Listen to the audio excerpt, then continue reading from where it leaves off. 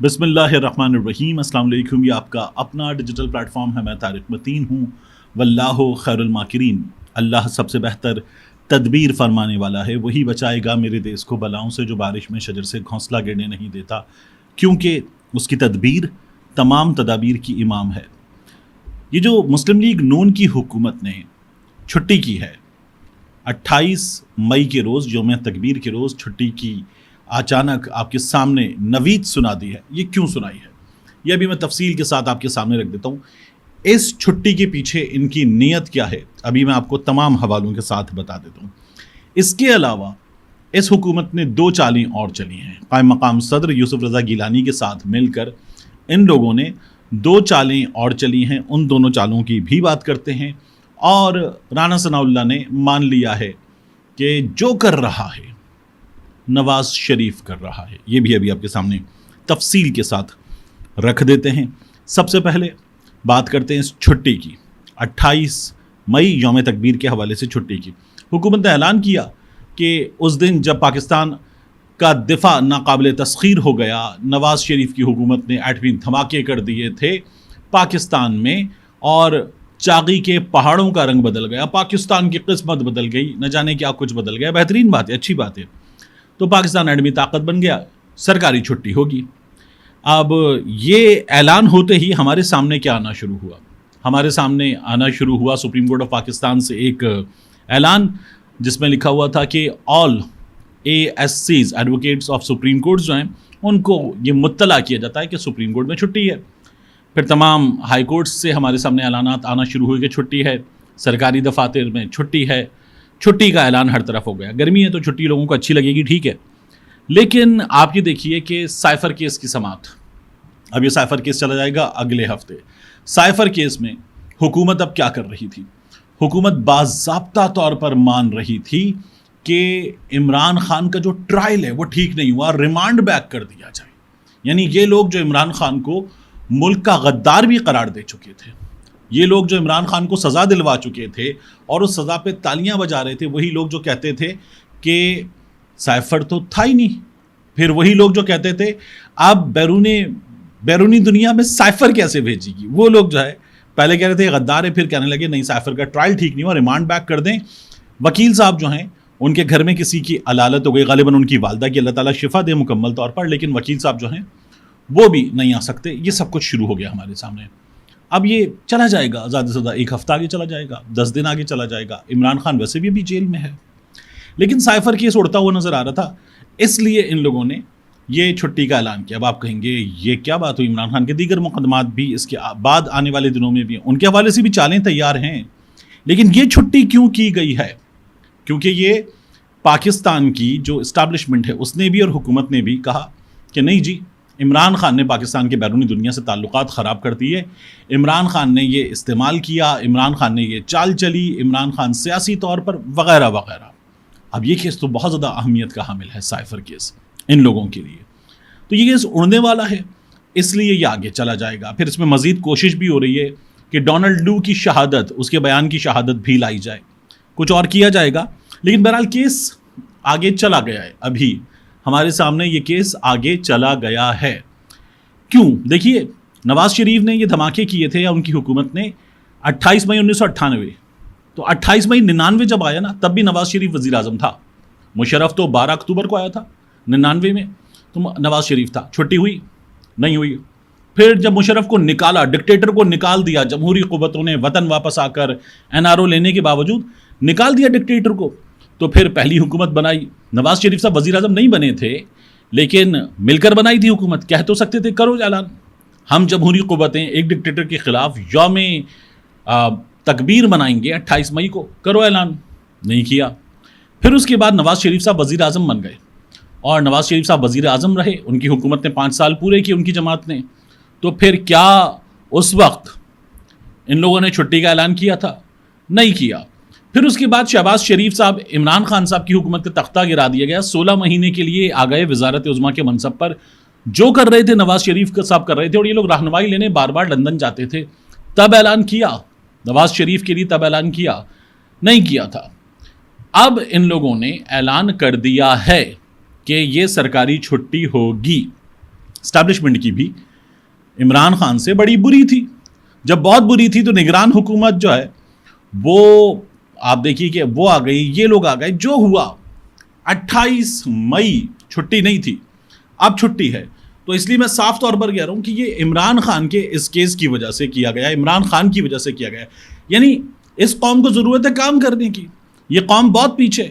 ہم نے کون سے اتنے جھنڈے گاڑ دیے کہ ہم آرام کریں, اطمینان کریں, اور ہم کہیں جی ہم چھٹیاں منائیں گے. ویسے بھی ہمارے یہاں چھٹیاں کم ہیں, دھڑا دھڑ چھٹیاں ہوتی ہیں ہمارے یہاں. دنیا بھر میں لوگ کہتے ہیں جی قومیں کام کرنے سے بنتی ہیں, ہم چھٹیاں کرتے ہیں, اور ایک کے بعد ایک چھٹیاں کرتے ہیں. ہمارے عدالتوں کی بھی چھٹیاں ہوتی ہیں. مطلب سرکاری محکموں میں کہاں چھٹیاں ہوتی ہیں, لیکن ہمارے یہاں عدالتوں کی بھی چھٹیاں ہوتی ہیں. یہ ہمارے یہاں مذاق ہوتا ہے, کہیں نہیں ہوتا. تو اب یہ چھٹی بھی ہو گئی ہے. تو یہ چھٹی جو ہے وہ سیدھا سیدھا عمران خان کو ذہن میں رکھ کر کی گئی ہے. وگرنہ اتنا عرصہ میاں صاحب 6636 دن میاں صاحب اقتدار میں رہے ہوں گے, تب نہیں کی, ان کی جماعت اقتدار میں رہی ہوگی. اب چھٹی یاد آ رہی ہے. تو بس یہ ایسی چھٹی ہے جو ان لوگوں نے کر دی ہے, اور بغض عمران میں چھٹی کی ہے. بغض عمران میں ان لوگوں نے مزید کام کیا ہے. مزید کام بغض عمران میں ان لوگوں نے کیا کیا, دیکھیے لاہور ہائی کورٹ نے الیکشن ہو جانے کے بعد, جب الیکشن کمیشن آف پاکستان نے کہا نا ٹرائیبیونل کے نام دیجئے جہاں پر الیکشن کیسز آئیں گے, آپ دیکھیے کہ ہوا کیا ہے. 8 فروری کو الیکشن ہوئے. 5 اپریل کو لاہور ہائی کورٹ نے الیکشن کمیشن کی درخواست پر پنجاب میں الیکشن ٹرائیبیونلز کے لیے 6 ججز کے نام بھیجے. 1 مہینے 22 دن کے بعد 27 مئی تک, آج تک بھی الیکشن کمیشن نے ان ناموں کا نوٹیفیکیشن نہیں کیا, بلکہ الیکشن کمیشن نے لاہور ہائی کورٹ کو یہ بھی کہا کہ ہمیں ججز کا ٹرائیبیونل بنانے کے لیے آپ ایک لسٹ بھیج دیجیے, اس میں سے ہم نکال لیں گے. اور آج حکومت نے ایک آرڈیننس جاری کر دیا ہے. آرڈیننس کیا ہے؟ الیکشن ٹرائیبیونل میں حاضر سروس ججز کے علاوہ ریٹائرڈ ججز بھی ہوں گے. الیکشن ایکٹ ترمیمی آرڈیننس جاری کر دیا گیا ہے. اب آپ دیکھیے کہ الیکشن کمیشن آف پاکستان اور حکومت کا آپس میں کیسا ہمیں تال میل نظر آتا ہے کہ الیکشن کمیشن آف پاکستان جو ہے وہ یہ کام کر رہا ہے, اور یہ لوگ جو ہے اب ریٹائرڈ ججز بھی لے آئیں گے. تو جو حکومت کر رہی ہے, جو الیکشن کمیشن آف پاکستان کر رہا ہے, اگر وہ انصاف پر مبنی ہوتا, سچائی پر مبنی ہوتا, اس میں بدنیتی نہ ہوتی, تو ہائی کورٹ نے ججز دیے تھے نا. یہی وہ لوگ تھے جو ججز کی عدلیہ کی آزادی کے لیے باہر نکلے تھے, سڑکوں پر گئے تھے, لانگ مارچ کیے تھے. انہوں نے پی پی والوں نے, نون والوں نے تو نہ کرتے. اب اسی قائم مقام صدر یوسف رضا گیلانی کے سامنے انہوں نے کیا تھا جی میں ججز کی جو ریسٹوریشن ہے ان کے گھروں پر جو لگا ہوا ہے میں باقاعدہ اعلان کرتا ہوں. پہلا اعلان ان کا یہ تھا. تو تب یہ لوگ یہ اعلان کر کے بیٹھے تھے. اور اب کیا کیا ان لوگوں نے؟ ان لوگوں نے دیکھیے کہ حاضر سروس ججز کے ساتھ ساتھ ریٹائرڈ ججز بھی الیکشن ٹرائیبیونل میں لگیں گے. 8 فروری کے الیکشن میں پاکستان تحریک انصاف والے جو ہیں وہ فارغ کرنے جا رہے ہیں ان لوگوں کو فارم 45 کی مدد سے. جماعت اسلامی ان کا ساتھ دے رہی ہے اور یہ لوگ فارغ ہو سکتے ہیں. اب آپ مزید متنازع بنائیں گے. پاکستان تحریک انصاف فارم 47 والوں کو فارغ کرے, یہ کام اور مشکل ہو جائے گا. سندھ میں کیا ہوا ہے میں آپ کو خبر دے دیتا ہوں, یہ خبر آپ کو میڈیا پر نہیں ملتی عام طور پر. سندھ میں 2 ٹرائیبیونلز بنائے گئے, ایک عدنان اقبال چودھری صاحب کا, ایک جسٹس کے کے آغا صاحب کا. جسٹس عدنان اقبال چودھری اور جسٹس کے کے آغا صاحب. تو یہاں پر جسٹس کے آغا صاحب کے پاس جو کیسز تھے ان میں حلیم عادل شیخ صاحب کا بھی کیس تھا اور عالمگیر خان محسود صاحب کا بھی کیس تھا. یہ ذرا زیادہ حساس سے کیسز تھے. جسٹس کے آغا صاحب سے اطلاعات کے مطابق 2 لوگ جو ہیں انہوں نے بات کی, اور انہوں نے بات کر کے جسٹس کے آغا صاحب سے کوئی مطالبہ سامنے رکھا تھا. یہ مطالبہ پورا نہیں ہوا تھا. جسٹس کے آغا صاحب کو جو رجسٹری ہے وہاں بھیج دیا گیا. آپ برانچ, جس طرح سپریم کورٹ کی رجسٹری ہوتی ہے کراچی میں, اسی طرح سے ہائی کورٹ کی برانچ ہوتی ہے.